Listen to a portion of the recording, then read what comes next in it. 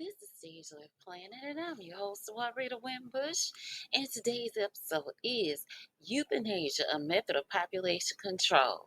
Euthanasia has been advocated by its proponents as a way to maintain a person's quality of life. However, I strongly disagree with that stance because there may be a low possibility that a person will survive an illness, and there may be there may be instances. Well, I'm not going to even say maybe because it sounds patronizing, and I don't intend to be patronizing. But there are people who are experiencing excruciating pain, and they want it to end. However, even though those situations, those circumstances exist, there is always the opportunity, always the chance, especially with the Lord, that a person can make a full recovery. My mother, back in 2001, no, yes, fall of 2001, my mother had an aneurysm. She had been, and her blood pressure went up to I think 240, 220, 280, no, 220, 240, or something over 190 something. And she recovered. Her nose was bleeding profusely. She was bleeding from her mouth. And people thought that she worked at Southern University School of Nursing. And those nurses there, many of them have PhDs. They thought my mother was not going to survive. My mother survived. We lived here in Baton Rouge, Louisiana. No, the hospitals here were not well equipped to treat her. They had to take her to Big Charity, the charity hospital in New Orleans. And this is why I would really like the charity hospital system here to be reinstated because it helps so many people. It helps so many people here in the state of Louisiana, and it blocked hospitals like Lady of the Lake from being this big monster monopoly medical industrial complex of a system. And when my mother was at Big Charity in New Orleans, she said that the people were so kind to her and so professional and so attentive. And I was frightened for my life because I felt then that if didn't have my mother, I couldn't make it. And I knew if she died, I wanted to die too. I didn't want to go on without her. Not until she actually passed away last year that I saw where I'm not in this world all alone. Even if everybody on the planet hates me, God loves me and there and He's taking care of me. But my mother made a miraculous, by the hands of God, my mother made a miraculous recovery in 2001. My mother was in intensive care about a week, and then she came home and she had to take blood pressure medication. But she came home. She was in her right mind for the extremely most part. Some things she had issues remembering. And I'll address that in another video. And she said they took such good care of her. And I was worried about her, even though she was in the ICU, because they were watching her because her her doctor had a group of students with him, and they were asking. He was telling them about her case, and he was asking them what do you think happened with this lady? And they said that she was either dead or in a vegetative state. And he said, nope, she's up talking and everything. She recovered fine. And God, he looked out for my mother. He took care of my mother and to bless her to go on living. And even though she took sick last year and it didn't seem like it was nearly as serious as it was when she had the aneurysm. Even when I was a little girl, a little bitty girl, she had taken severely sick to where she was about to die. And it what went on with her last year just didn't seem to even compare to the seriousness of the illnesses she'd had before. Well, I say that to say if we had just given up on my mother, then I wouldn't have had the years that I had that I was blessed with to spend with her after she recovered from those two major illnesses that she had. And that's one reason why I don't believe in euthanasia. And for as palliative care is concerned, I don't believe people who have, so I put it like this. I think that there are times when a person's personal beliefs about life and the afterlife impacts their decision making as a medical professional. I truly do. For instance, if a person believes in reincarnation, they may not look at um a person's right to fight to live, a person's right to life as seriously as someone who does not share that same view with them. They may not look at it as seriously as someone who doesn't share that same view with them. And so I think that a person should be allowed to have the right to fight for life, the right to life without the interference of other people's opinions shadowing over their decision, whether they change their mind or not. There are people who say that they would rather end their life, than to suffer trying to fight for it. And then if they've gotten in a situation where they are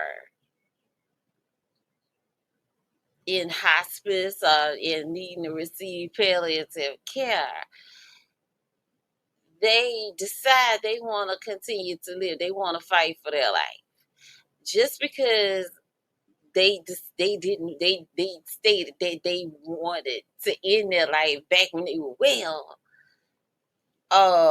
If Okay, just because they made a decision to end their life, if something should happen to them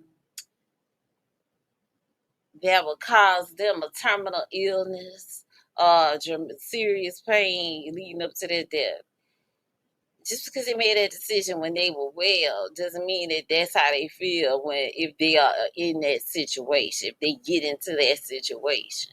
And there are people who have changed their minds, and just because they made the decision to end their lives prior, right? There are medical establishments and legal systems that will uphold the former decision rather than the current decision.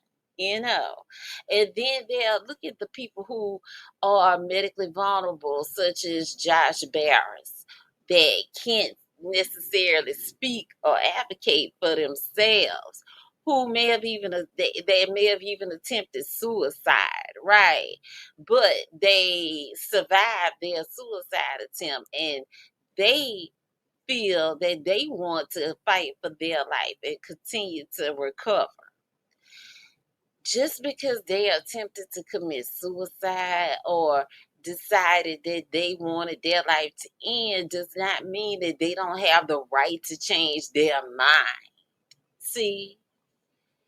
And that is why I'm adamantly against. That is why I'm adamantly against euthanasia. Particularly euthanasia that particularly the forms of euthanasia, such as involuntary passive euthanasia, where you're basically starving a person to death, which is much more, which is just as torturous as them dying from the condition that is impacting them, you know. So I don't believe in that, I don't. And for here are further issues that I take with that with the stance of pro euthanasia positions, with the pro euthanasia positions. And that is ending a person's, and this is the main thing, ending a person's life abruptly doesn't maintain their quality of life. It dramatically worsens it. It dramatically worsens it, as I basically rehashed here. If you look at the way, visit Bobby Schindler's website and you look at the way that Terry Schiavo died, right? It was tremendously horrible. I know of a woman who she had gotten ill, and she had gotten ill. She was elderly, and the doctors were basically starving her. My grandmother, my own biological grandmother, one of them, she'd had a stroke, and the doctors were seemed to be all too eager to pull her off of life support to see if she could recover and make it on her own. And I'm like, first of all, why would you remove her life sustaining treatment and decide, okay, well, if she can't sustain life on her own, then she isn't, it's like she's not qualified to live, or like her life wasn't worth trying to continue to save or maintain until she got strong enough to certainly, definitely strong enough to be without the life support and other life sustaining treatment. And as I stated, a person could be at death's door and still make a full recovery. And speaking of elderly, we have to watch and protect our elderly because they have been some of the biggest targets for euthanasia, particularly those who are dealing with depression, and not just elderly people dealing with depression and mental health issues.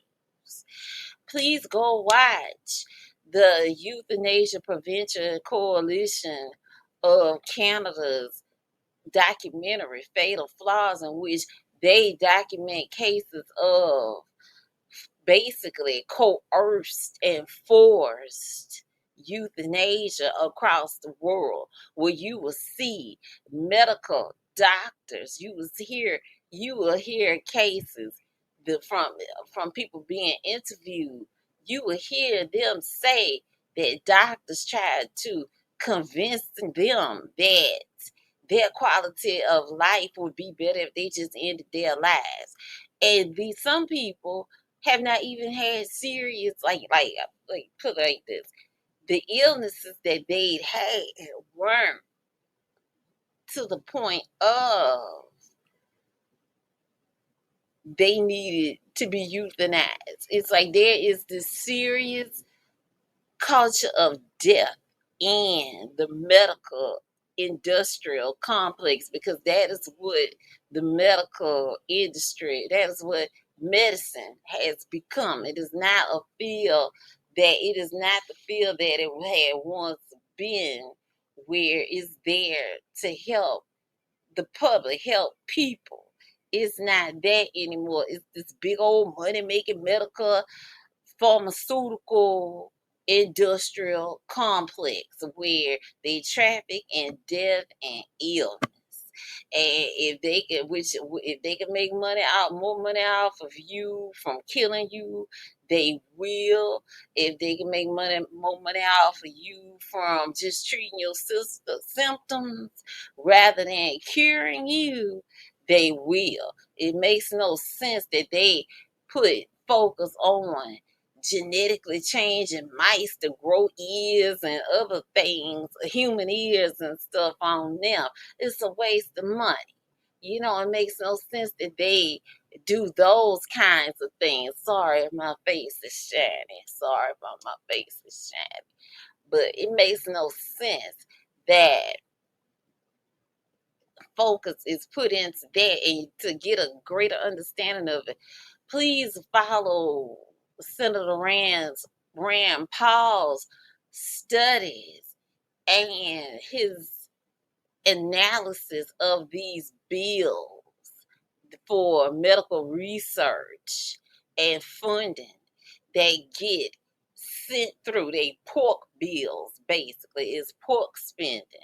They get sent through Congress, and it's all a bunch of foolishness. It's a bunch of foolishness. You wonder, okay, how is it that they have money to waste on, number one, gender transitioning for children? Children want to be a lot of things. When I was a little girl, there were times I wanted to be a boy because boys could freely do certain things, like walk around outside with no shirt on or sit with their legs wide open. There were times I want to be a boy, or like if it was some sports like football or something, I want to play football at one point. Certain sports, I'd be like, okay, well, if I was a boy, I'd be able to go do that. I'd be able to go do that. I'd be able to go and do that freely with no problem if I were a boy, is what I used to think. But I also, when I when I was a little girl, I used to be scared of death. And I learned that a California redwood tree lived hundreds of years, right? So guess what? I had gotten in my mind that I wanted to be a tree. I wanted to be a California redwood tree. Would it have made sense for my parents to go try to get some scientific research done to try to transition me into a California redwood tree? No. I wanted to learn, I wanted to fly like Superman. Studied, calculated that thing too.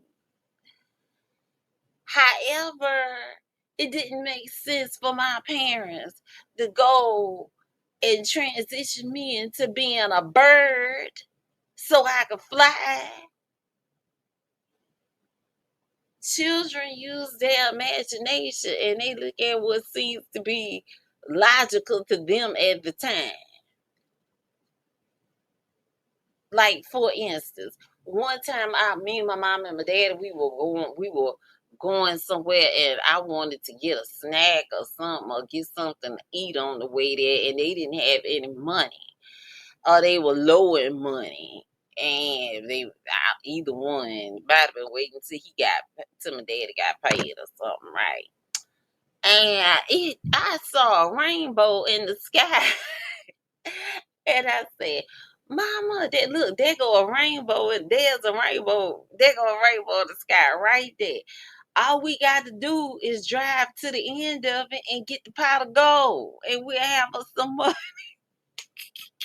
I was saying that over and over, trying to convince them to drive to the end of the rainbow. I had been looking at the Lucky Charms commercials, and watching different TV shows and stuff for children's programming, where they be talking about it's a pot of gold at the end of the rainbow. So I just, being a child, just was like, oh, that ain't no problem. We can just drive to the end of the rainbow. And so you can't pay children no mind when it comes to certain things like that. However, the pharmaceutical industry has no problem exploiting vulnerable, innocent children. And ones who parents is act goofy for the most part. And I ain't gonna say they act goofy. Sometimes you can overcompensate in your child's life by vicariously living through your child and trying to give them everything you didn't have. Sometimes it's good that they don't have. Personally, I used to think that it's stupid to give a small child an iPad. I still think it's stupid to get a small child high technology as such, unless that child has a learning disability and it helps them, or some developmental disorder and it helps them. Other than that, it's to me, in my personal opinion, I think some people like to floss to the point and meaning they want to brag and have all these different things to show off to the point that they end up spoiling their kids. Their kids have this sense of entitlement that they should have this and they should have that, and it gets to the point that over some things that are minor or kind of small, they get seriously depressed when they can't have it. And my grandfather used to tell my mother, like, she used to say, look, he used to tell her, don't every time don't get me something every time I ask for it, because when I get older, if she and my dad couldn't got to a point where they couldn't afford to give me what I asked, right, that I would probably steal it. And then he say, if a booger a lie, he'll steal, and if he'll steal, he'll kill. And my grandfather was right. My grandfather was right. People who are used to, this is why it's not good to mainly validate your affection for your children with the material things that you get them, because number one, eventually, is if you've not been giving them the emotional love, the emotional um play, if you've not been being affectionate and loving, genuinely affectionate and loving with your children, they gonna, no matter what you give, no matter what material things you give them, they gonna remember that you weren't loving and affectionate with them. And if you being over hypercritical, not giving them a chance to grow or even make mistakes that they could even learn from, and you constantly on them, or you not spending enough time with them. There's somebody at the street blowing it horn. You not spending enough time with them, then that's what they're gonna remember. That is what they will remember that. Some develop the wisdom to think, okay, well, my parent loved me and parents love me in the best way that they could. They from the vantage from how they knew. They love me in the way that they knew how. You know, but some people, they look at it like, okay, like I saw. There are people who feel like their parents only had them just to say that they had kids, or they just to get, just, I don't know, for some other advantage. But I will say, I love is transcended beyond one's financial situation. And I know it sounds like, okay, that's easy for you to say, because it's like, if you look behind me, like, you are doing okay. No, I I am struggling right now. God has me in his hands, and that's what matters to me. God has me in his hands, and he's been protecting me and fighting for me and guiding me. He really has. And he's done that. He did that even when my mother and my father was alive as well, you know. And so a person's life shouldn't be where the value of a person's life should not be contingent upon their health, wealth, and power in this world.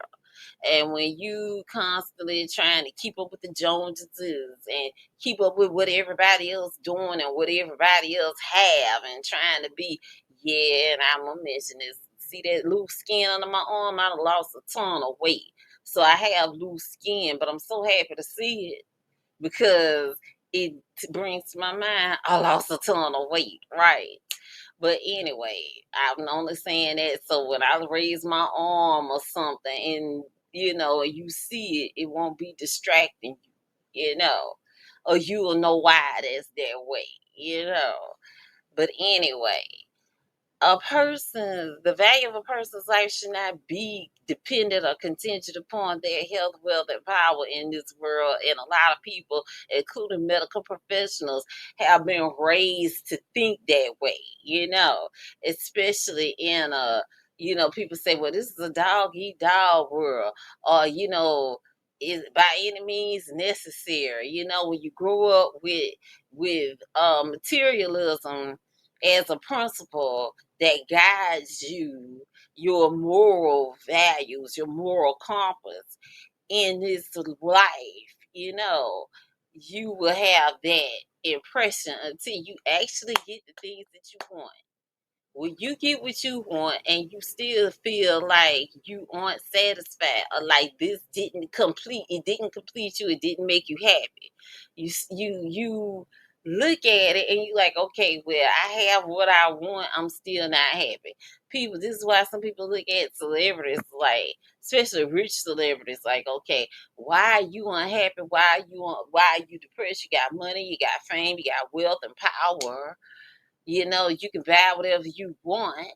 And for those that are healthy, you're healthy. So why are you dissatisfied with your life? Because you need to have a relationship with God. We all need to have a relationship with God because God is true fulfillment.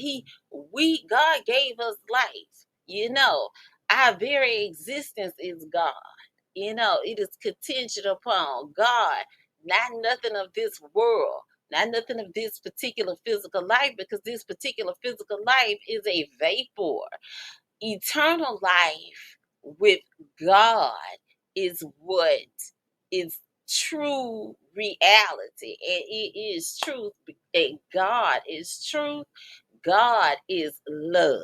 Love is not just love in and of itself on its own, because the anybody can set a standard for love or what they love to do.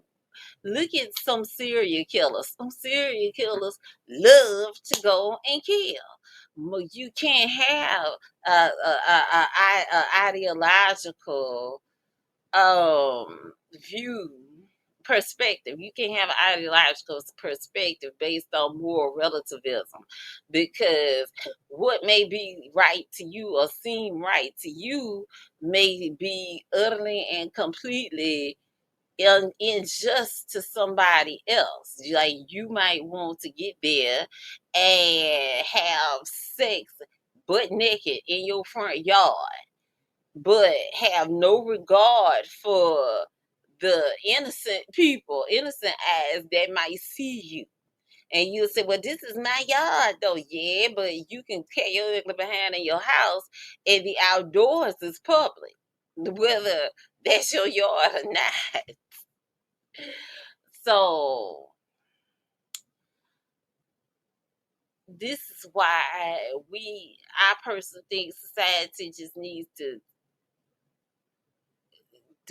quit focusing so much outwardly and look inwardly.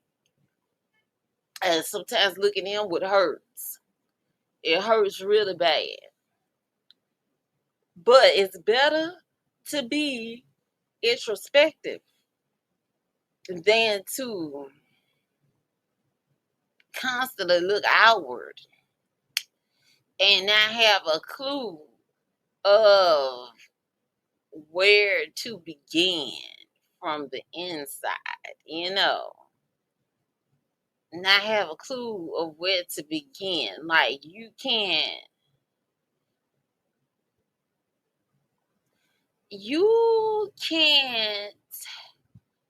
just put a seed on top of the ground on the outside.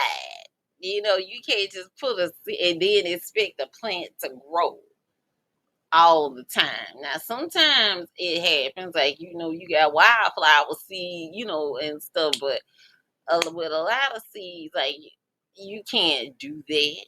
They may be well, and Jesus discussed this as well.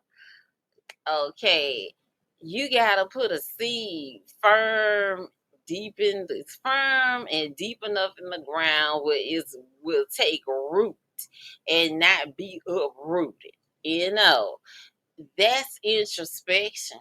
That's if to me, as I'm discussing introspection.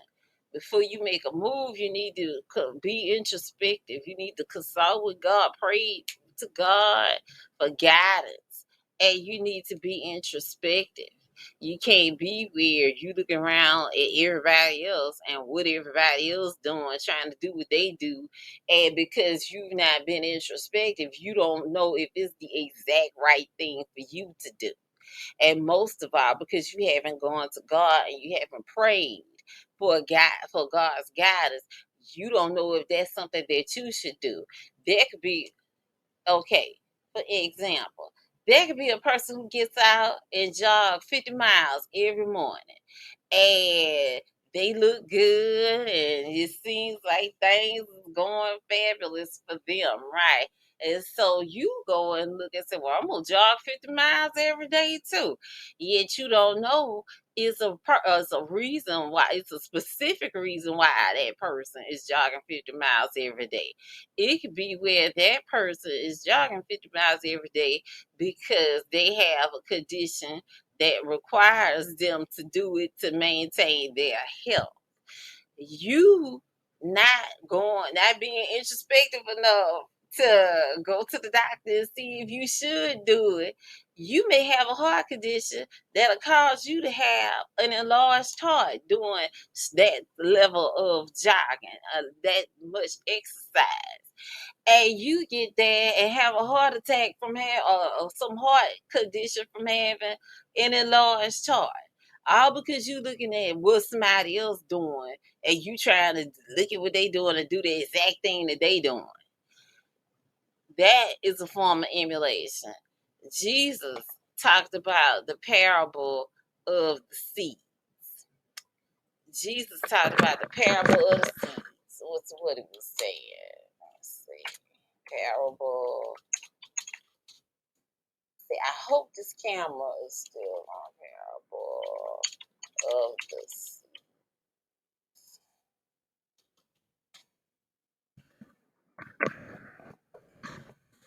Okay. Well, parable of the sower is what people call it, but I've called it the seed. Let's see. This is in Matthew. Okay, well, Jesus called it the parable of the sower, so I'm not about to go against what Jesus called it. So, yes, the parable of the sower. Okay, now, this is in Matthew chapter 13. We start with verse 15. Let's see. I'll view the whole chapter. Now, let's see. We'll start with verse 18. Hear ye therefore the parable of the sower. When anyone heareth the word of the kingdom and understandeth it not, it cometh. Wait, let me start over.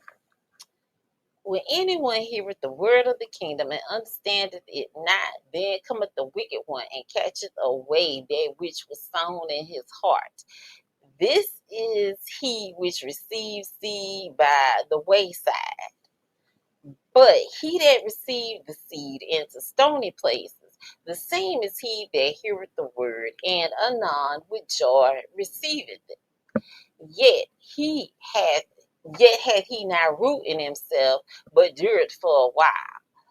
For when tribulation and persecution arises because of the word, by and by he is offended.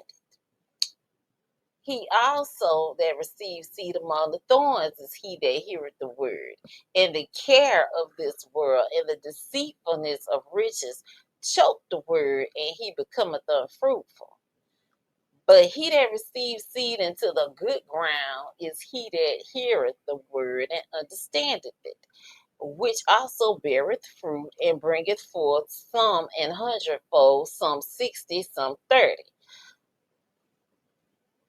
Another parable he put forth unto them, saying, the kingdom of heaven is likened unto a man which sowed good seed in his field. But whilst men slept, his enemy came and sowed tares among the wheat and went his way. But when the blade was sprung up and brought forth fruit, then appeared the tares also. So the servants of the householder came and said unto him, Sir, didst not thou sow good seed in thy field? From whence then had it tares? And he said unto them, an enemy hath done this. The servant said unto him, Wilt thou then that we go and gather them up? But he said, Nay, lest while ye gather up the tares, ye root up also the wheat with them. Let both grow together until the harvest. And in the time of harvest, I will say to the reapers, Gather ye together the first tares, and bind them in bundles to burn them, but gather the wheat into my barn. Another parable he put forth unto them, saying, the kingdom of heaven is like to a grain of mustard seed, which man took and sowed in his field, which indeed is the least of all seeds, but when it is grown, it is the greatest among herbs, and becometh a tree, so that the birds of the air come and lodge in the branches thereof. Another parable he spake unto them. The kingdom of heaven is like unto leaven which a woman took and hid 3 measures of meal till the whole was leavened. All these things spake Jesus unto the multitude in parables, and without a parable spake he not unto them, that it might be fulfilled which was spoken by the prophet, saying, I will open my mouth in parables, I will utter things which have been kept secret from the foundation of the world. Then Jesus sent the multitude away and went into the house. And his disciples came unto him, saying, Declare unto us the parable of the tares of the field. He answered and said unto them, He that soweth the good seed is the Son of Man. The field is the world. The good seed are the children of the kingdom, but the tares are the children of the wicked one. The enemy that sowed them is the devil. The harvest is the end of the world, and the reapers are the angels. As therefore the tares are gathered and burned in the fire, so shall it be in the end of this world. The Son of Man shall send forth his angels, and they shall gather out of his kingdom all things that offend, and them which do iniquity, and shall cast them into a furnace of fire. There shall be wailing and gnashing of teeth.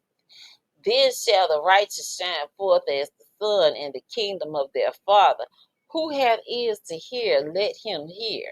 Again, the kingdom of heaven is like unto treasure hid in a field, the which when a man hath found, he hideth, for joy thereof goeth and selleth all that he had, and buyeth that field. Again, the kingdom of heaven is like unto a merchant seeking goodly pearls, who, when he had found one pearl of great price, went and sold all that he had and bought it. Again, the kingdom of heaven is like unto a net that was cast into the sea and gathered of every kind, which, when it was full, they drew to shore and sat down and gathered the good into vessels, but cast away the bad. So shall it be at the end of the world. The angels shall come forth and sever the wicked from the just, and shall cast them into the furnace of fire. There shall be wailing and gnashing of teeth. Jesus saith unto them, have ye understood all these things? They say unto him, yea, Lord. Now, that is Jesus's parable of the sower, parables of the sower. So as we are now wise, as we've read the parable of the sower, Matthew chapter 13, Jesus is wise. Jesus is God, the Son. Jesus is God. And he is almighty, all knowing. He is wise, all knowing, all wise. Therefore, even if there are things that happen in life that God has seen tremendously terrible, things that, excuse me, y'all, I'm trying to get myself situated. Okay, there are things that happen in life that seem tremendously awful, tremendously terrible. You ask God, why did you let this happen in my life? There are lots of things I ask God, why did you let this happen?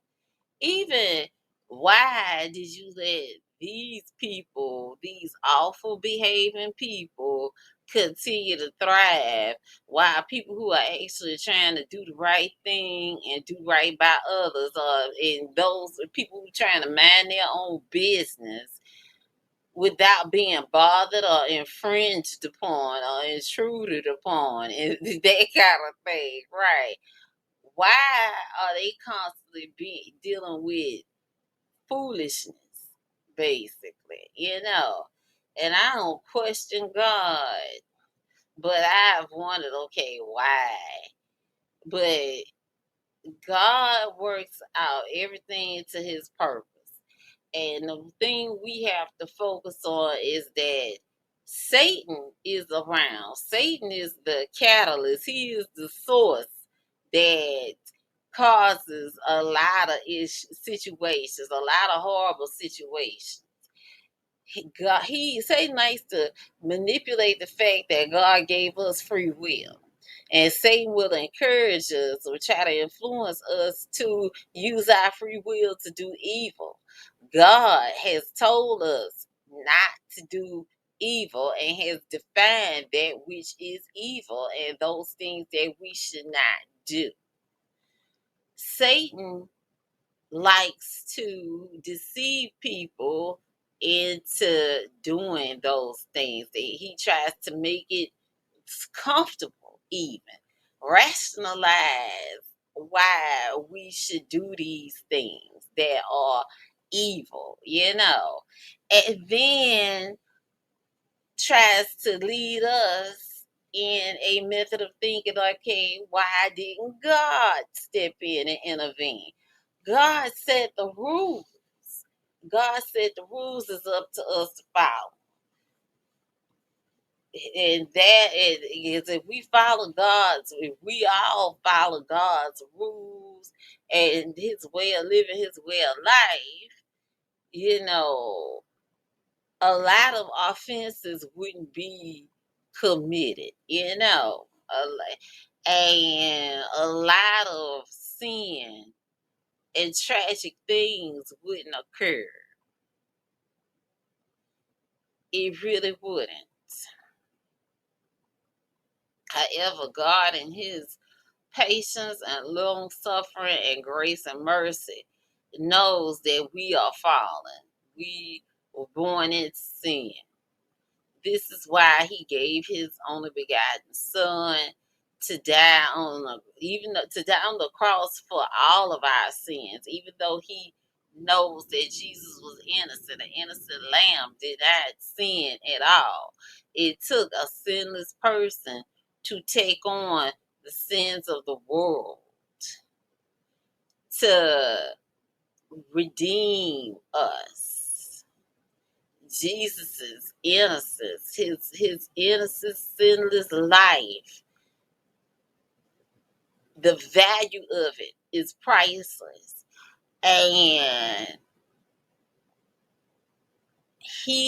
that pricelessness, that infinite, it's like it's so the value of Jesus's life is so infinite. It's infinite until it is priceless. There is no price that could be, it's like there's no amount of money that one could pay for the value of Jesus's life.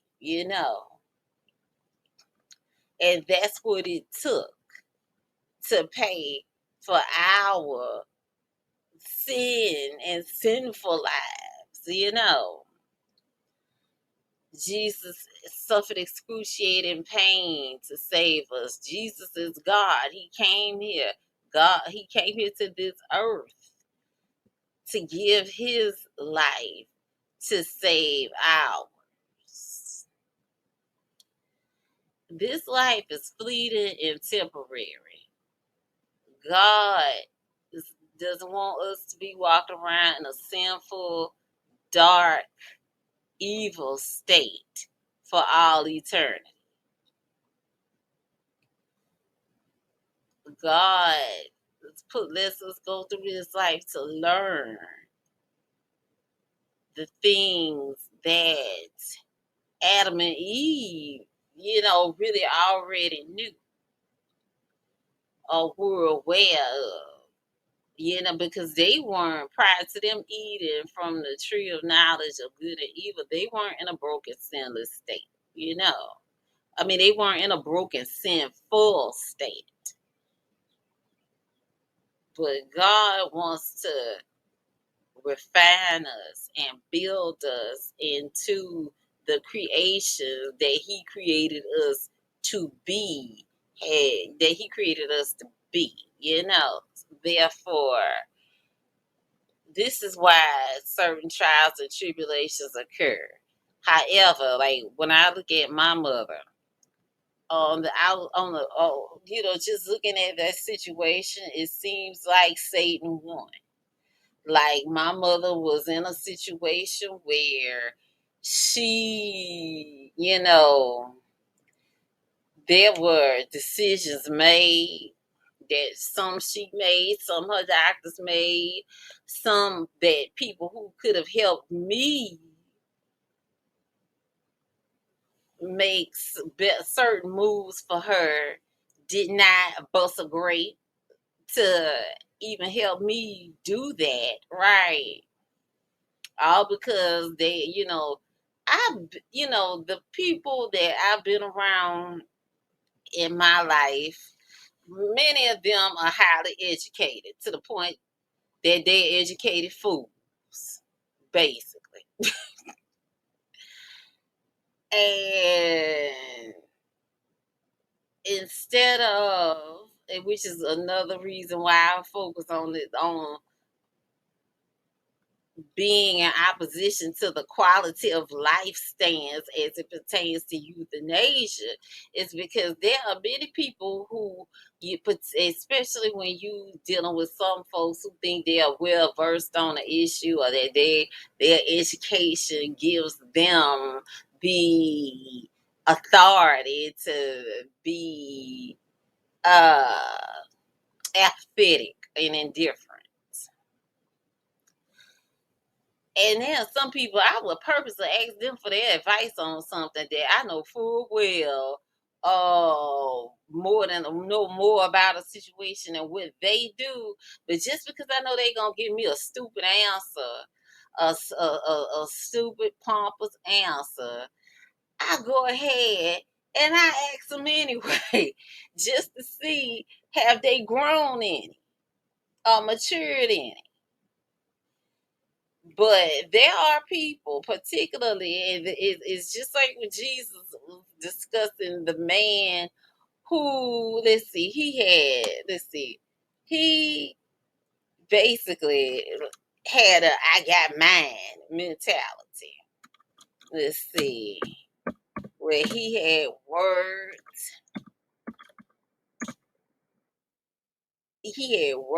and had all his goods and things stored up. Let's read it. It's in, we just went and looked. It's in Luke.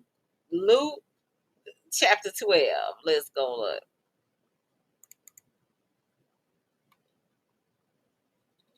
Let's look. Luke chapter 12. Yeah, verse 20. Listen at this. Now, Jesus, okay, now Satan has sent this person with this loud truck down the street playing and somebody playing loud music. Let's see. Okay, now we in Luke chapter 12, verse 15. And he said unto them, excuse me. Well, no, let's start with verse 13. And one of the company said unto him, Master, speak to my brother that he divide the inheritance with me. And he said unto him, Man, who made me a judge or a divider over you? And he said unto them, Take heed and be aware of covetousness, for a man's life consisted not in the abundance of the things which he possesseth. And he spake a parable unto them, saying, The ground of a certain rich man brought forth plentifully.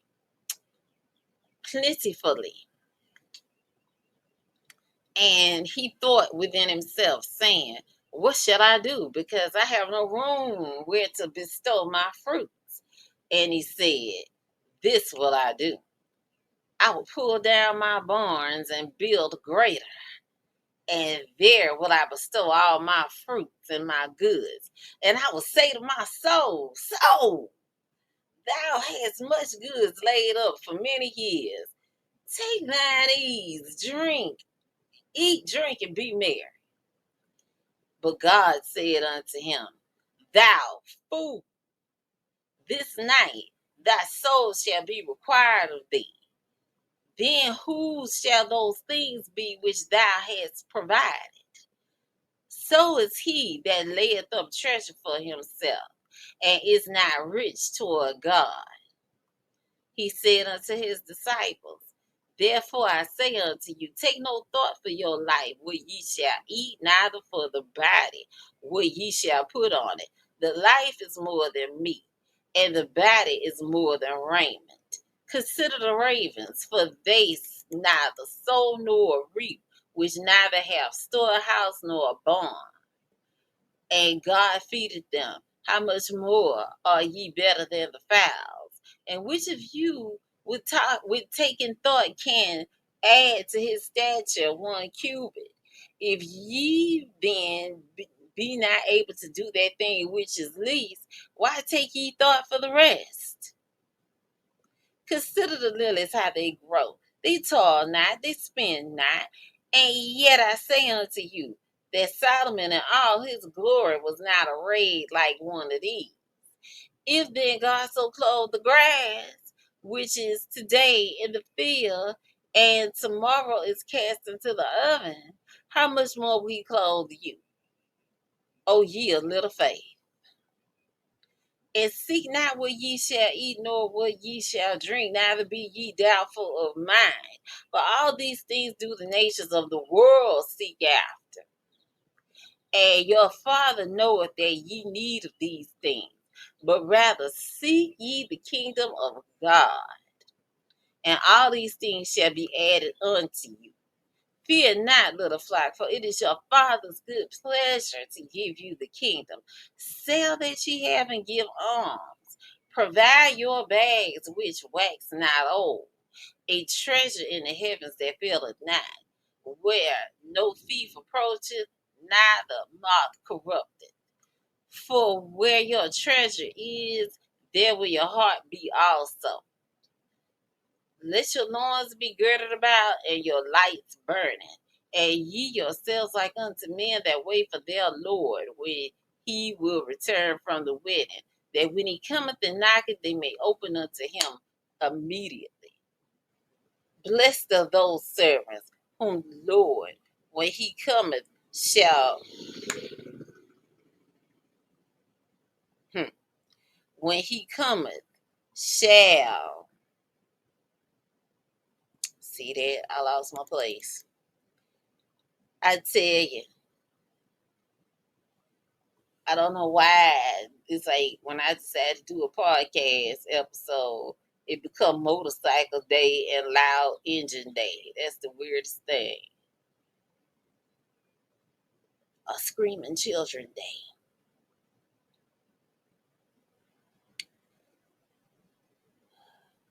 That when he cometh and knocketh, they may open unto him immediately.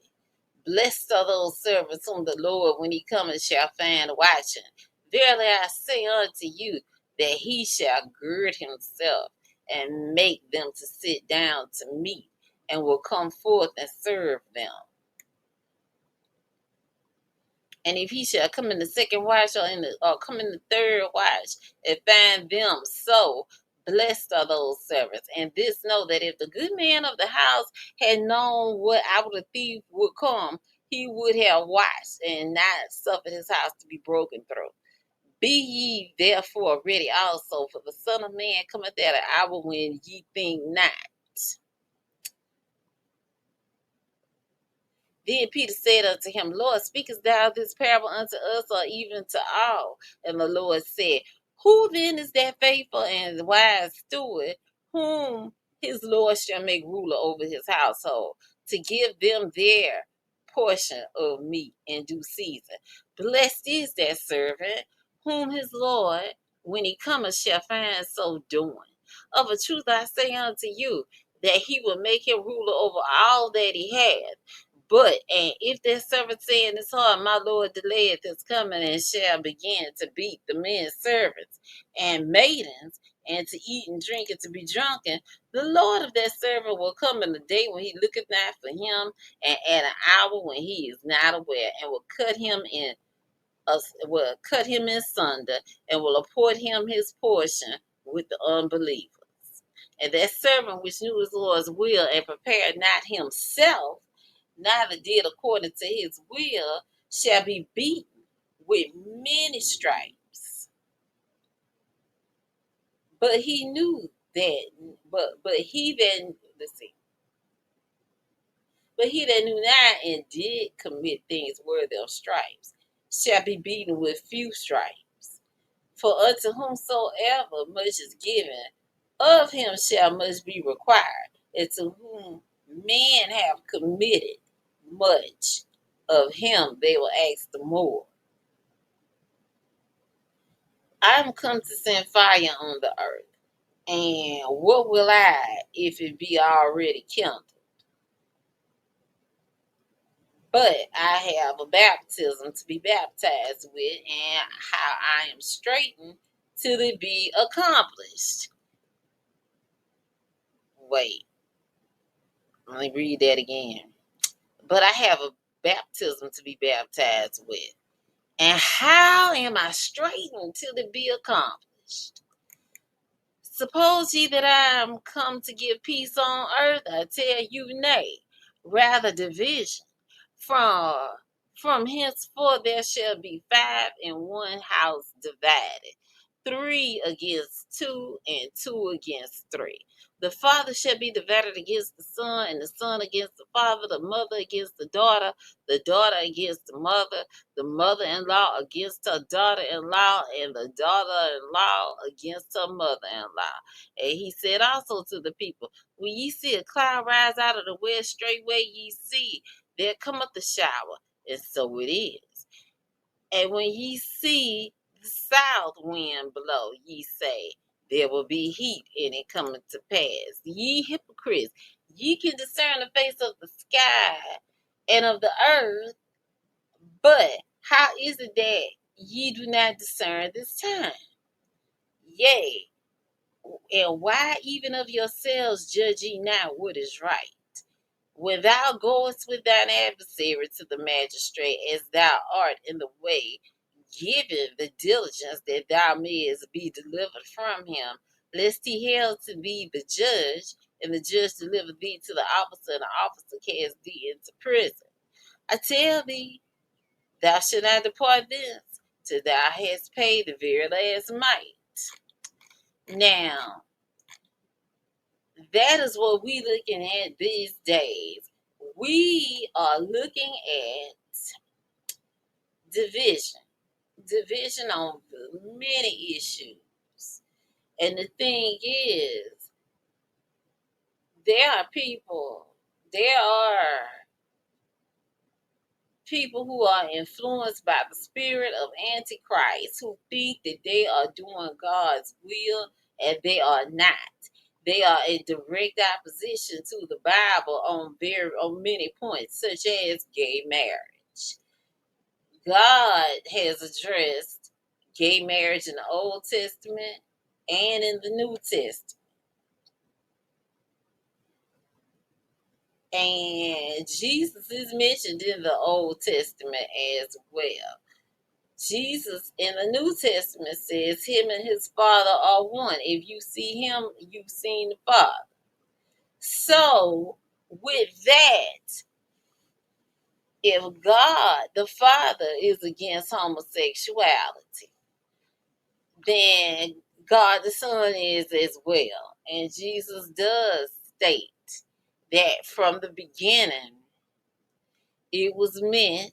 Let's read it, because I'm going to tell you exactly where it's from.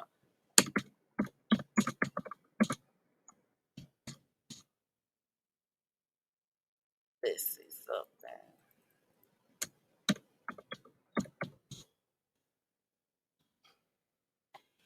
Let's read Mark chapter 10.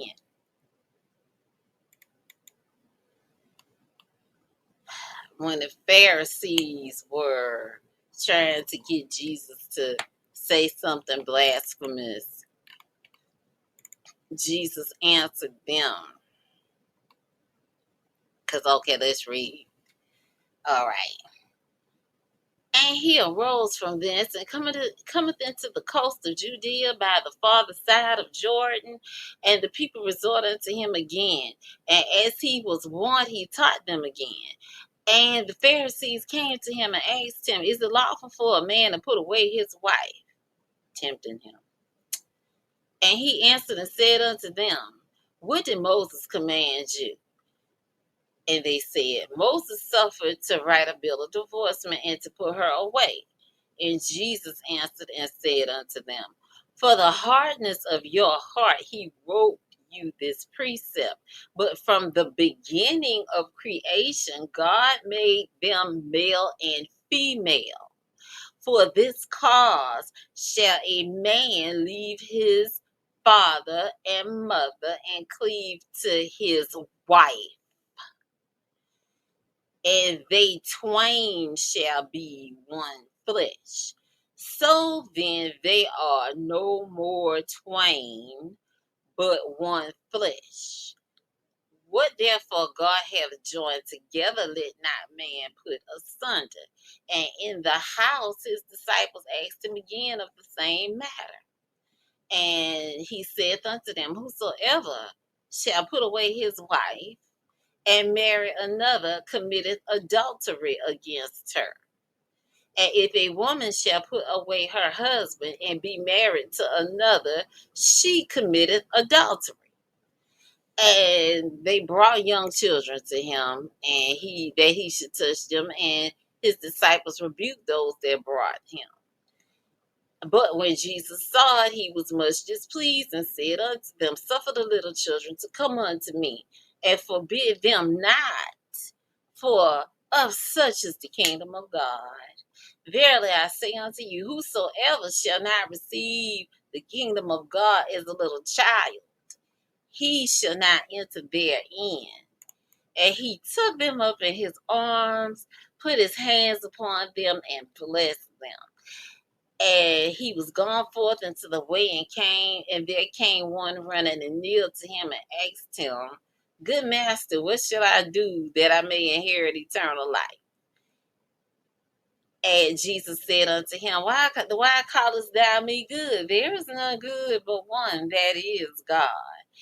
Thou knowest the commandments: do not commit adultery, do not kill, do not steal, do not bear false witness, defraud not, honor thy mother and father. And he answered and said unto him, Master, all these I have observed from my youth.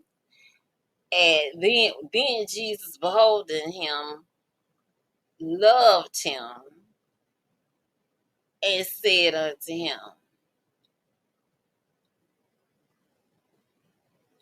One thing thou lackest, go thy way, sell whatsoever thou hast, and give to the poor, and thou shalt have treasure in heaven. And come, take up the cross and follow me. And he was sad at that saying, and went away grieved, for he had great possessions. And Jesus looked round about and said unto his disciples, How hardly shall they that have riches enter into the kingdom of God?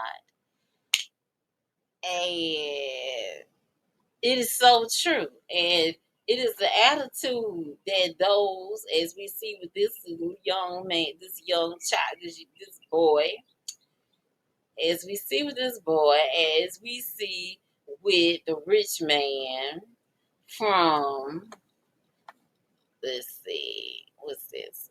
It was in Matthew. No, it was Luke. Yeah, it was Luke chapter. Making sure camera's still working.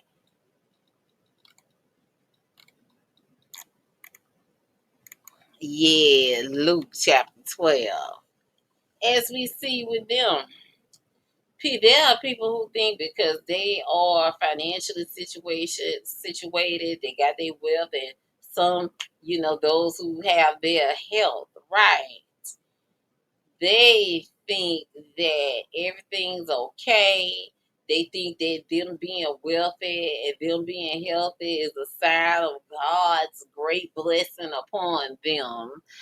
And Jesus in Luke and in Mark, Luke chapter 12, Mark 10, has shown that having wealth in this world is not necessarily indicative of one's goodness and God and God's approval of them. God lets the sun shine on the just and the unjust. So to think that because a person does well financially or is successful in this world by the world standards does not mean that when it comes to God's rule, his truth that he defined about that which is successful, which is living according to his rule, not trying to store up treasures for oneself on this earth, and not trying to be successful living by the standards that Satan set of this earth, because he is the prince of the power of the air and the ruler of this world. So to become successful by his rules means that, oftentimes you will end up breaking God's rules. Satan will try to make you over Satan uses this world system to make you over into his image and to have you thinking as he does. This is why we are to be in the world, but not of the world. You know. So yeah, because the world is Satan. And when we value a person's life based upon their health or even their wealth, we need to take a pause because that is not the truth. That is satanic thinking. That is a satanic way of thinking because Satan valued his beauty and material things. Let's look. I think it's Ezekiel 14. No. Yeah, I think it's Ezekiel 14. It might be.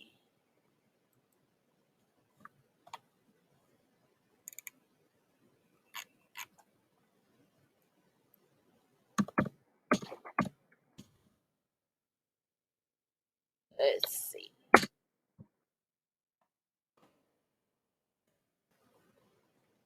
It's Isaiah. I apologize. My bad. It's Isaiah. Isaiah 14.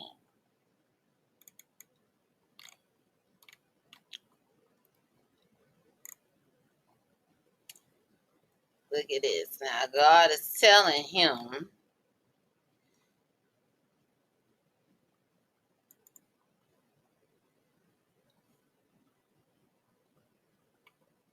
that you say how let's see, because I was gonna just read Isaiah 14:12, but I think I'm just look at the whole chapter.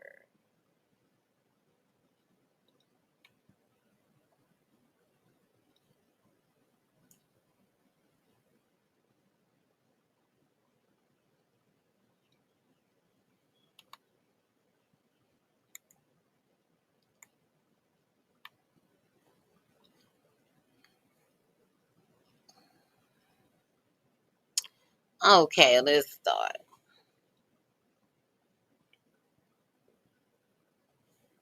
Let's start from the beginning. For the Lord will have mercy on Jacob and will yet choose Israel and set them in their own land, and the strangers shall be joined with them, and they shall cleave to the house of Jacob. And the people shall shake them and bring them to their place. And the house of Israel shall possess them in the land of the Lord for the servants and maidservants, and they shall take them captives, whose captives they were. And they shall rule over their oppressors, and it shall come to pass in the day that the Lord shall give thee rest from thy sorrow, from thy fear, and from the hard bondage wherein thou was made to serve. That thou should take up this proverb in the king of against the king of Babylon, and say, how hath the oppressor ceased? The golden city ceased. The Lord hath broken the staff of the wicked and the scepter of the rulers. He who smote the people in wrath with a continual stroke, he that ruled the nations in anger is persecuted and none hindered. The whole earth is at rest and is quiet. They break forth into singing. Yea, the fir trees rejoice at thee, and the cedars of Lebanon, saying, since thou art laid down, no feller has come up against us. Hell from beneath is moved for thee to meet thee at thy coming. It stirreth up the dead for thee, even all the chief ones of the earth. It hath raised up from their thrones all the kings of the nations. All they shall speak and say unto thee, art thou also become weak as we? Art thou become like unto us? Thy pomp is brought down to the grave, and the noise of thy vials. The worm is spread under thee, and the worms cover thee. How art thou fallen from heaven, O Lucifer, son of the morning? How art thou cut down to the ground, which didst weaken the nations? For thou hast said in thine heart, I will ascend into heaven. I will exalt my throne above the stars of God. I will sit also upon the mount of the congregation in the sides of the north. I will ascend above the heights of the clouds. I will be like the Most High. Yet thou shalt be brought down hell to the sides of the pit. They shall see that they that see thee shall narrowly look upon thee and consider thee, saying, Is this the man that made the earth to tremble, that did shake the kingdoms, that made the world as a wilderness and destroyed the cities thereof, that opened not the house of his presence? All the kings of the nations, even all of them, lie in glory, everyone in his own house. But thou art cast out of thy grave like an abominable branch, and as the raiment of those that are slain, thrust through with a sword, that go down to the stones of the pit, as a carcass trodden under feet. Thou shalt not be joined with them in burial, because thou hast destroyed thy land and slain thy people. The seed of evildoers shall never be renowned. Prepare slaughter for his children, for the iniquity of their fathers. For they do not rise, nor possess land, nor fill the face of the world with cities. For I will rise up against them, saith the Lord of hosts, and cut off from Babylon the name and remnant, and son and nephew with what saith the Lord.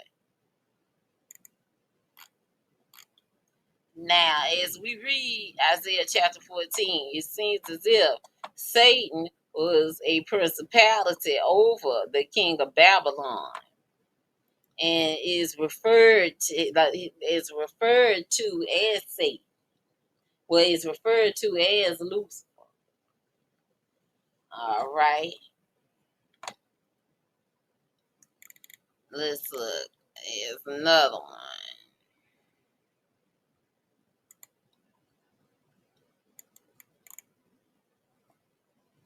Ezekiel. Now, this is definitely relevant to what we're discussing in terms of valuing a person's life and whether or not it's worth fighting for.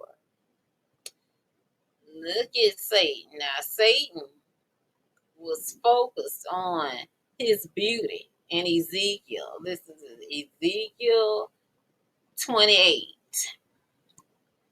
Thy heart was lifted up because of thy beauty.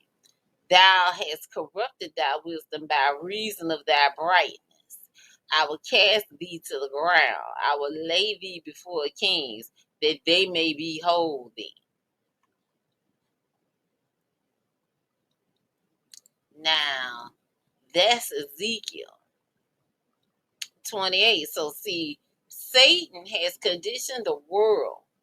He has conditioned the world to value beauty and intellect and the beauty and education's one's own self-intellect, and material things, well, to place them in precedence ahead of the true treasures such as wisdom, truth, understanding, discernment.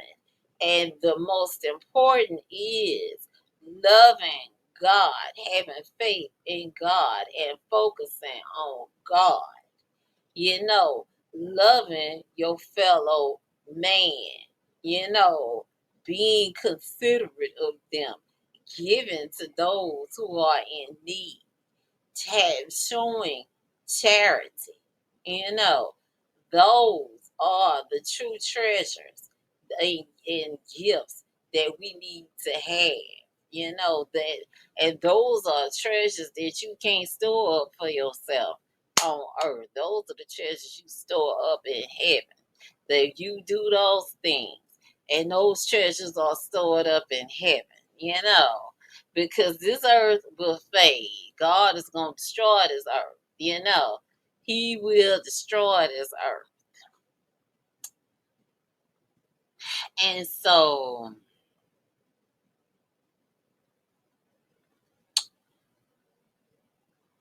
we need to be focused on God. We really do. We need to be focused on God and not focused on foolishness.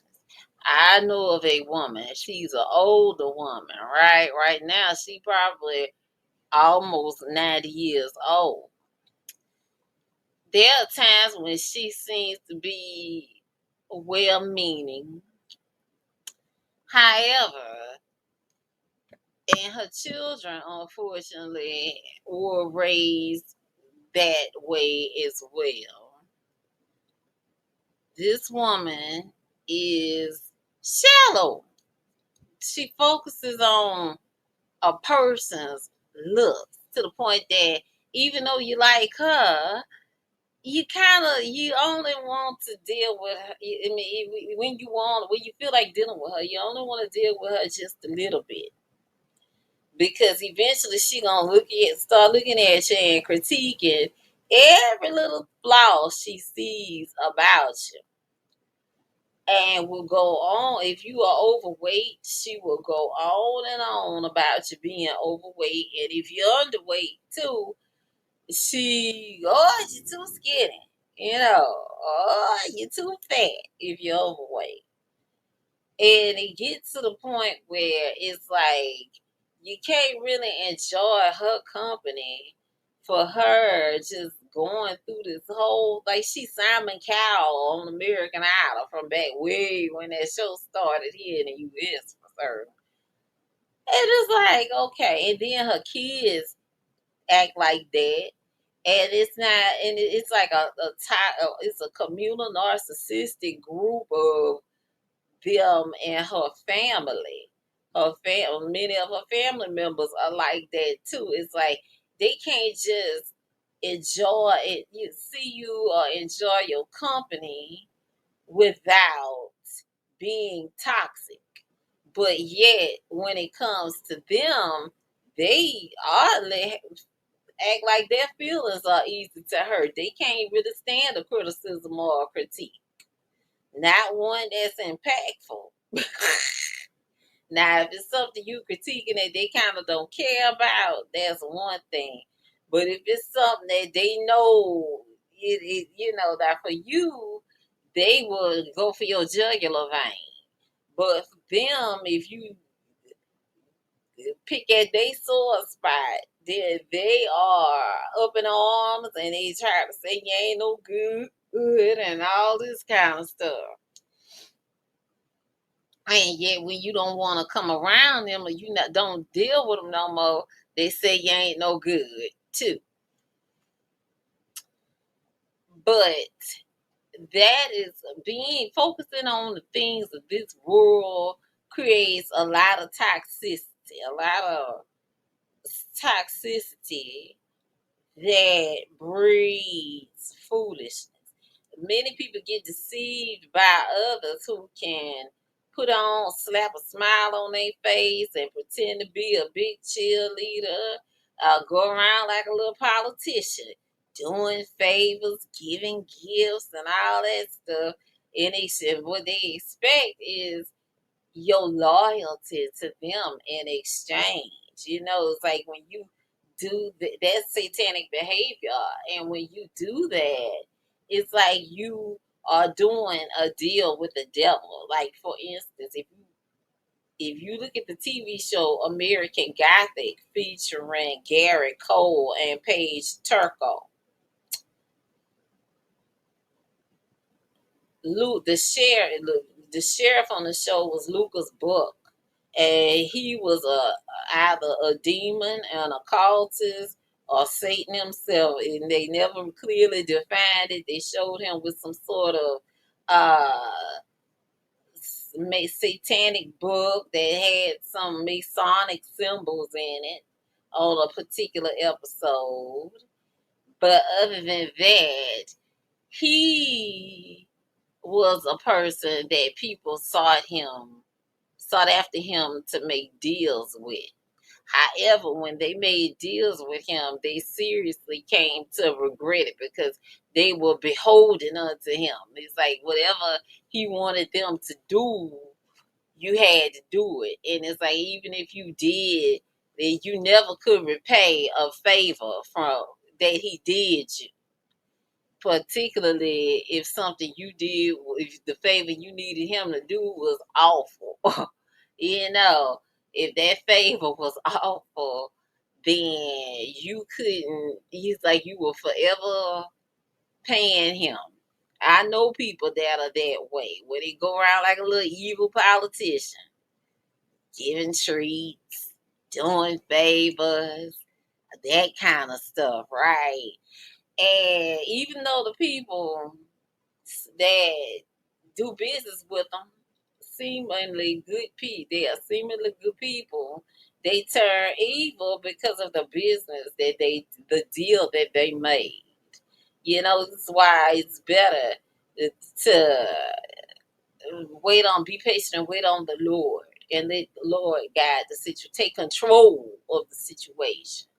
Because when we don't do that, we compromise we compromise with Satan. We make a compromise with Satan when we don't trust the Lord and follow the Lord. And Satan uses people to carry out his bidding. He really does.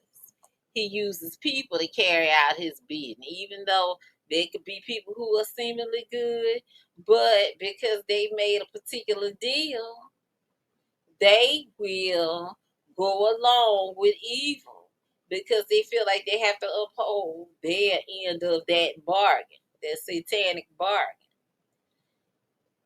And so you just got to be extremely careful.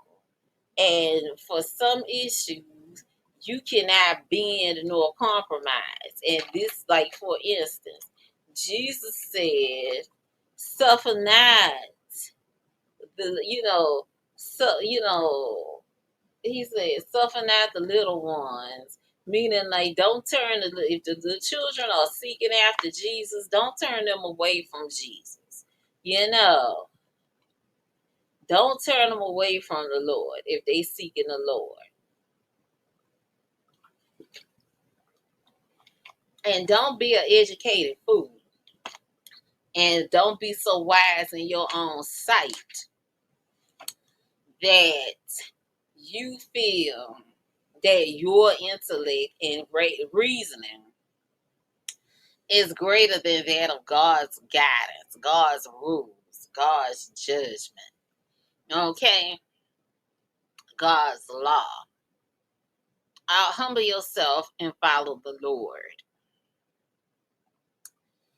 And sometimes we panic and think, and this is a horrible thing about the medical industrial complex.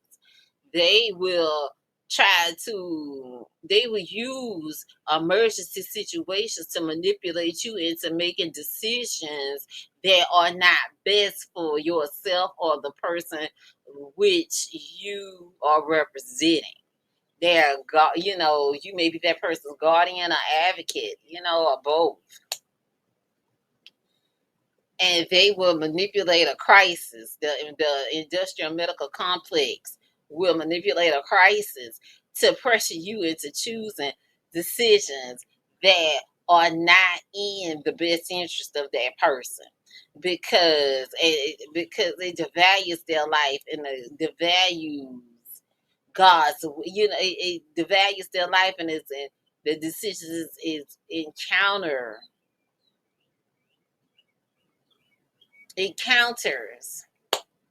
God's will for that person's life. So please just be careful. And this is why I'm adamantly against euthanasia, and I'm adamantly against abortion. There are people who say, well, the adoption system is just so horrible.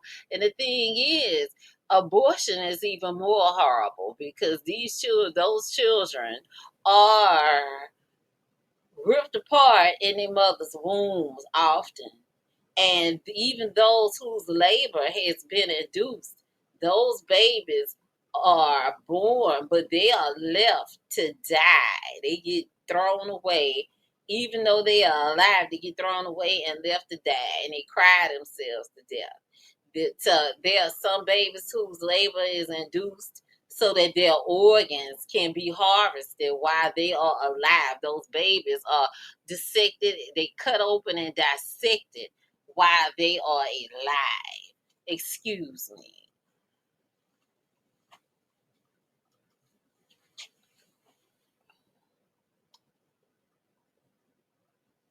While they are alive. They really are.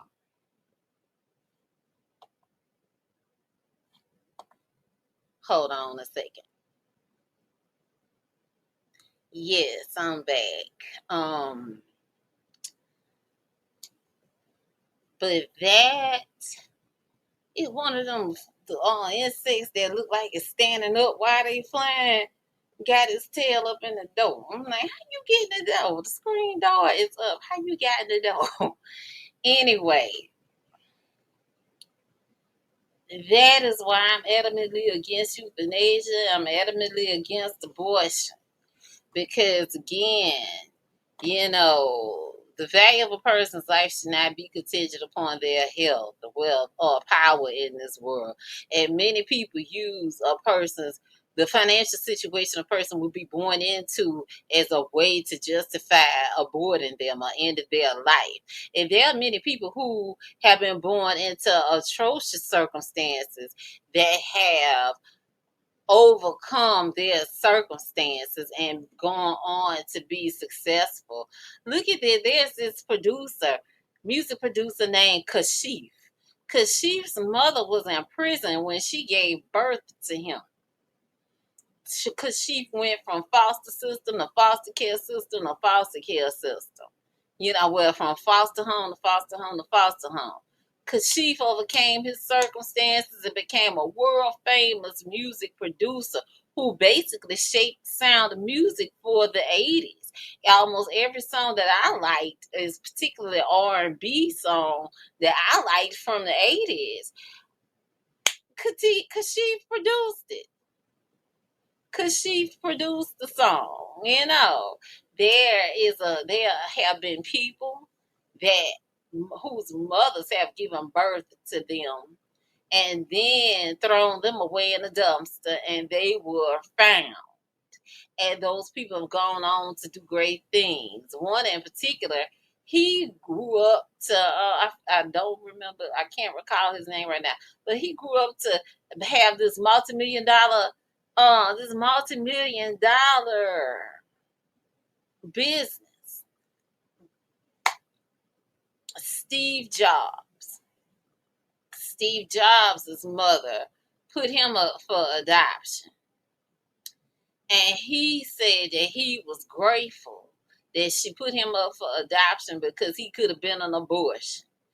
I probably wouldn't even be talking to you in the way that I'm talking to you right now were it not for Steve Jobs, were it not for God allowing Steve Jobs to go on and do something great in the computer science.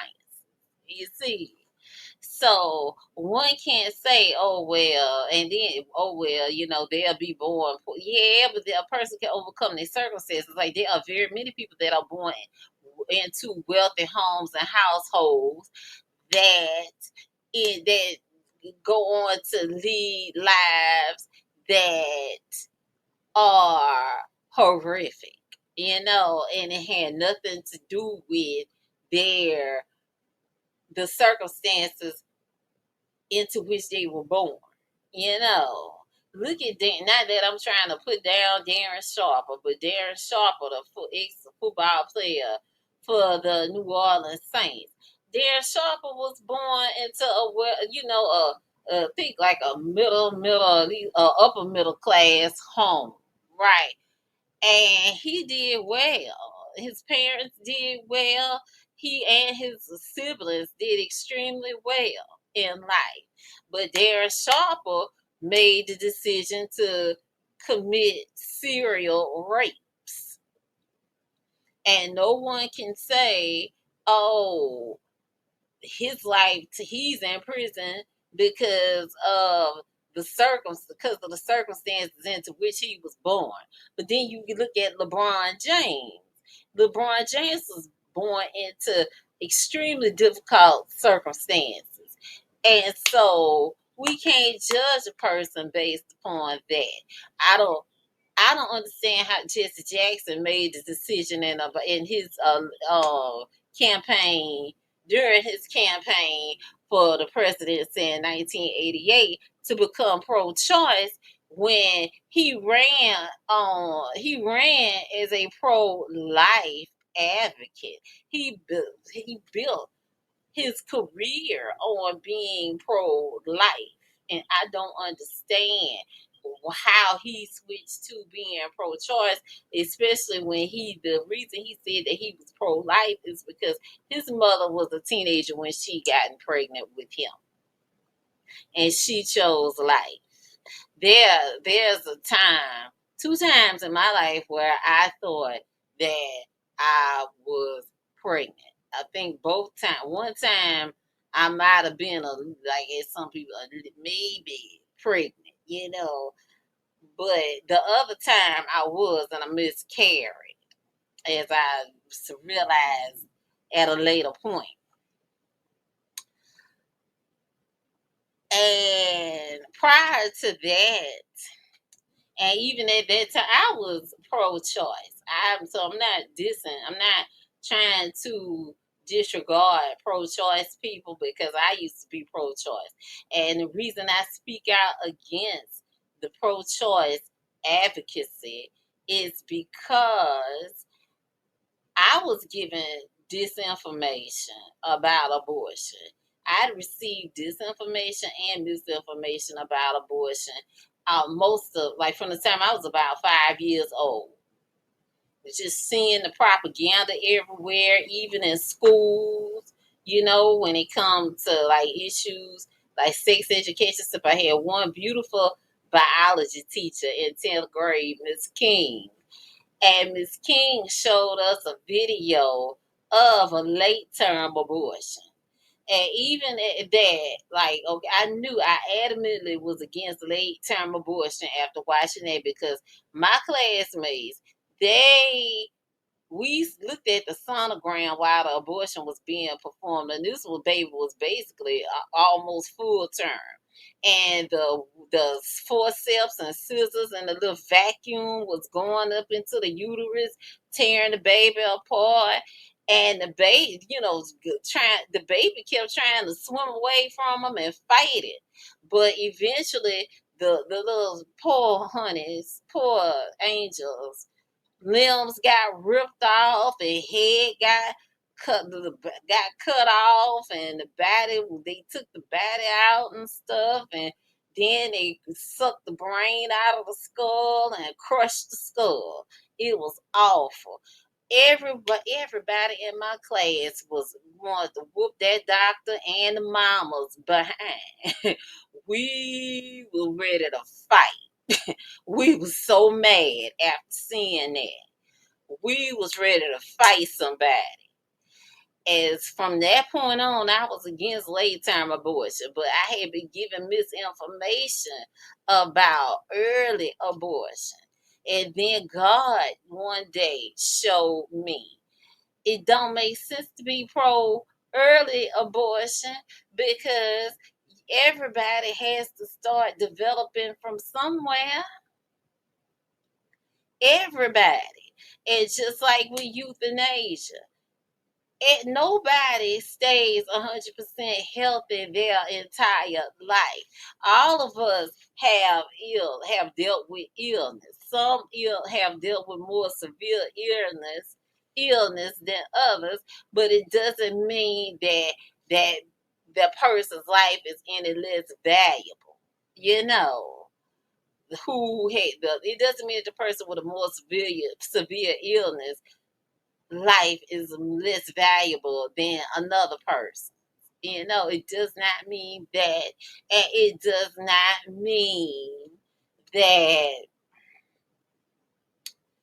a person who's medically vulnerable has developmental issues don't mean their life is any less valuable than somebody else's life. And if you were to look at the value of a person's life based upon their wealth, look at Steve Jobs. Steve Jobs had cancer. It doesn't mean that his life was less valuable than nobody else's. If you look at people now, like for certain diseases, you can get genetic testing done to detect them. If cancer had been tested, had been genetically detected, um if cancer had been detected through genetic testing, if Steve Jobs had been tested for it, right, had been genetically tested for it. There are some who would have purported it's better for you to end your life now, the way he was like say when he was in his 20s, right? Or teens or a child. Suppose somebody had told his parents, well, you or his mother, well, it's better for you to just go ahead and have an abortion because later on he's gonna suffer from cancer and die. So you may as well spare him the pain. Look at the life that he would have missed out on. Look at the gift to the world, the gifts to the world that the world would have missed out on if that had occurred. Had someone been so short sighted and uh um indulgent in their own intellect, in their own wise in their own sight, right? That they would have said, oh well, he's gonna be sick later anyway. No, we don't do that. You don't do that. Say we are not God, and we should never try to be God. Yet there are those that think that they should take it upon themselves to do so.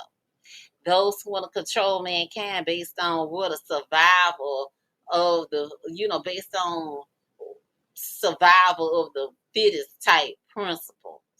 This is satanic, and it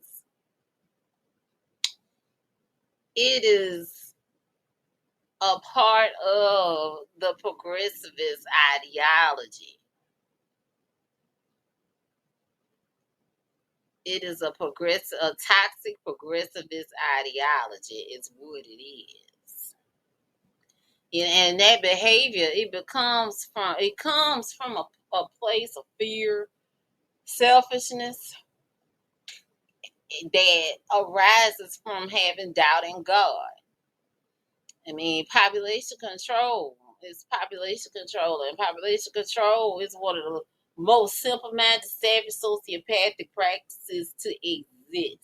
Yet those who are wise in their own sight often advocate for it, especially when they feel like they're the normal ones, right? And God, what Satan intends for bad, God makes it good. I know a lot of jerks who are so fertile until it ain't funny. There are times when I think most people who are jerks are highly fertile. And it's like they won't stop having children. And they keep seeding little jerks into the world. However, what God intends for good, God makes it good. When Satan intends something for bad, when Satan intends something for bad, God will make it good. So even when a person is a jerk, God will make it where they produce beautiful children that put beauty into the world. I am a descendant of some jerks. I can attest to that. I ain't gonna say jerks, but some people, they're so sorry about that. My dress shifted down. I get my dresses a bit bigger so they won't be too tight. And you don't want to be too form fitting too much and not too short either. So I apologize for that. But yeah, there are some people in my family tree, and I look at and wonder why. Like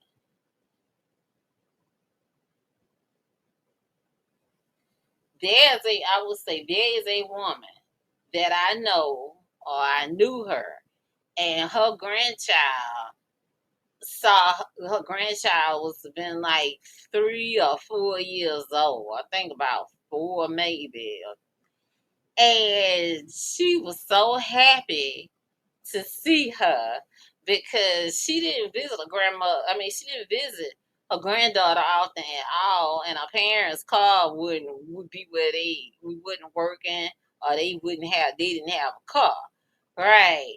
And so when she learned, oh, she going to go visit her daddy's mama, right?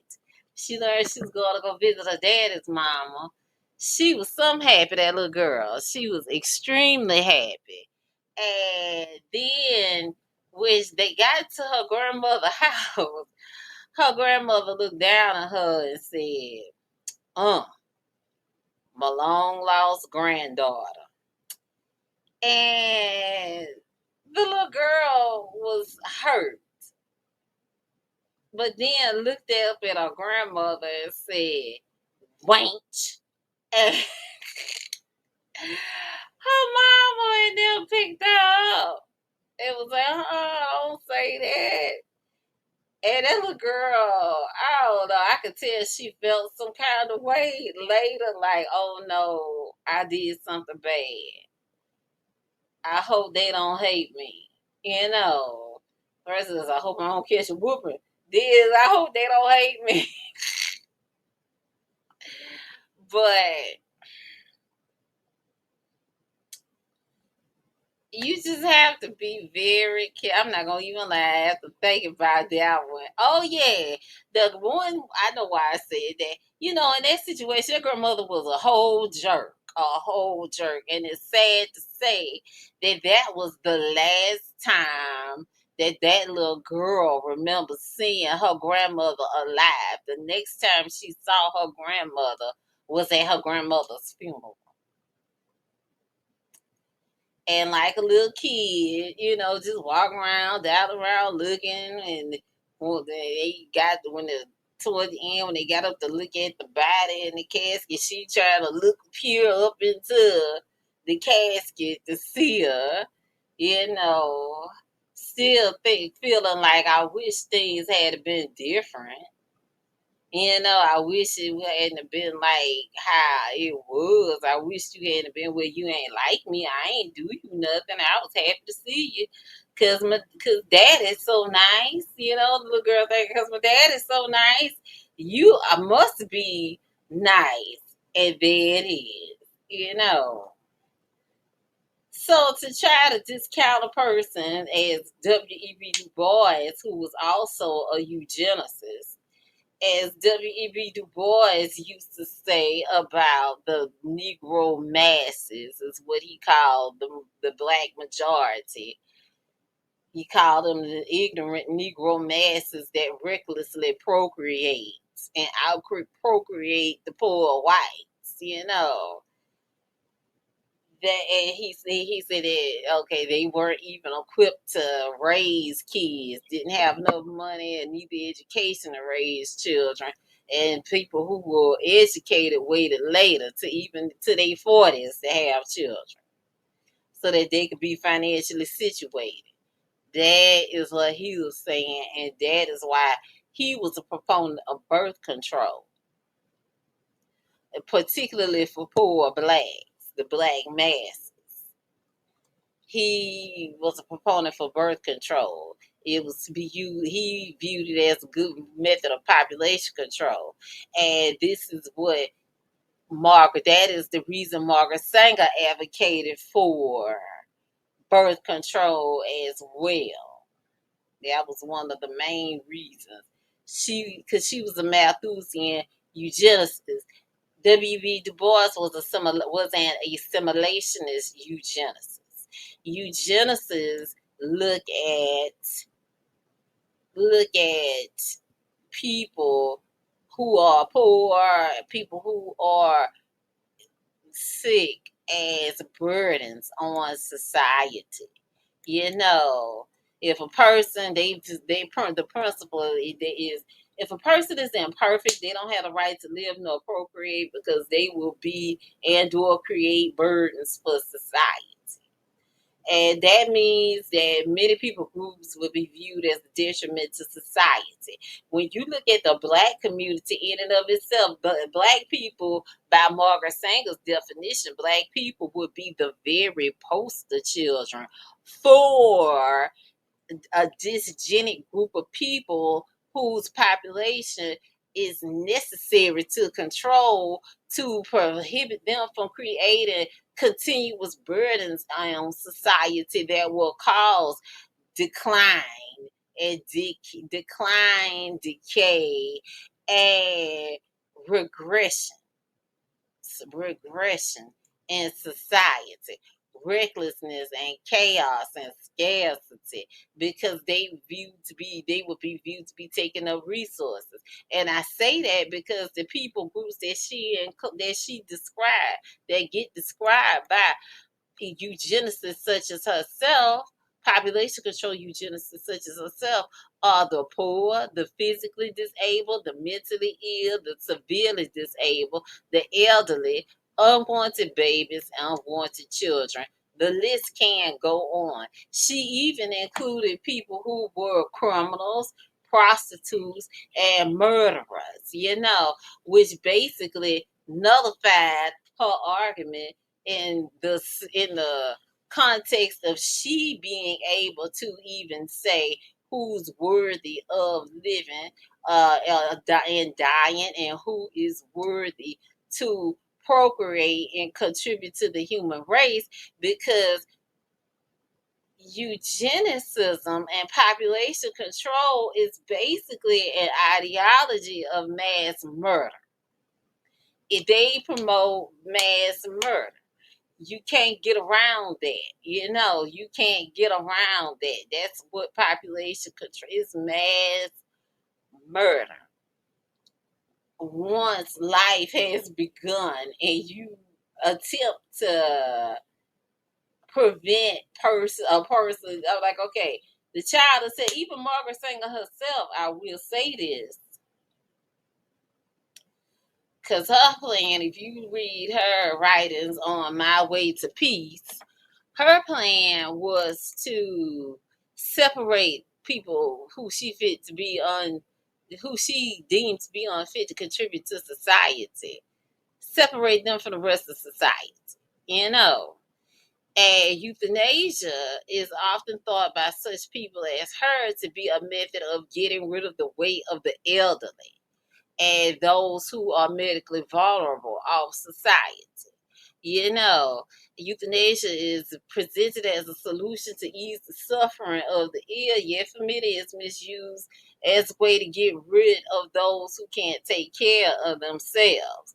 And the most extreme cases of those who experience severe pain and suffering while dying, they are given, they are deemed as persons who it would be justified or justifiable to kill them via euthanasia. And so we have to protect our elderly and the medically vulnerable, regardless of their age. I mean, we got to look at our baby boomer population. As the baby boomer population ages, we must be on guard to protect the elderly. We have to be ever so vigilant against population control advocates using the medical industry and legislation to depopulate our elderly. Coronavirus was used in that way. The CVID rather was used in that way, in my personal opinion. I mean, Mike Bloom, Mike Bloomberg said elderly cancer patients should be denied treatment to cut costs. There's video of him stating this on YouTube. It's from the Daily Caller. Lieutenant Governor Dan Patrick of Texas said that grandparents are willing to die for the U.S. economy, meaning that he feels it's okay for older people to euthanize themselves so that the younger people than them can have access to more resources, and money wouldn't have to be allocated to provide care for the older people. Andrew Cuomo, this man put so many people into the hospital. He sent so many COVID virus patients into the nursing homes in New York until it's not funny. Over 9,000 of them went into those nursing homes. And God says in Proverbs 30, there's a generation whose teeth are as swords and their jaw teeth as knives to devour the poor from off the earth and the needy from among men.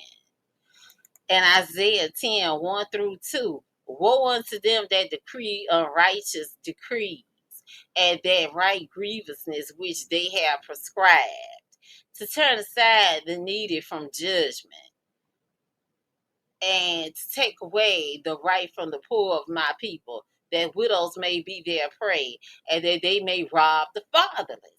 And in the context of Isaiah 10:2, judgment means guidance and counsel. And Proverbs 17:5, whoso mocketh the poor reproacheth his maker, and he that is glad at calamities shall not be unpunished. And that is why, we got to look out for one another. God said those that don't take care of them or their own home is worse than an infidel. Worse than an infidel. So let's let's care for one another and look out for one another and be considerate of one another. That is the best thing for us to do. For us to be considerate of one another and care for one another. This is Stage Left Planet. I'm your host, Rita Wimbush. This episode was Euthanasia, a method of population control, and focus on God.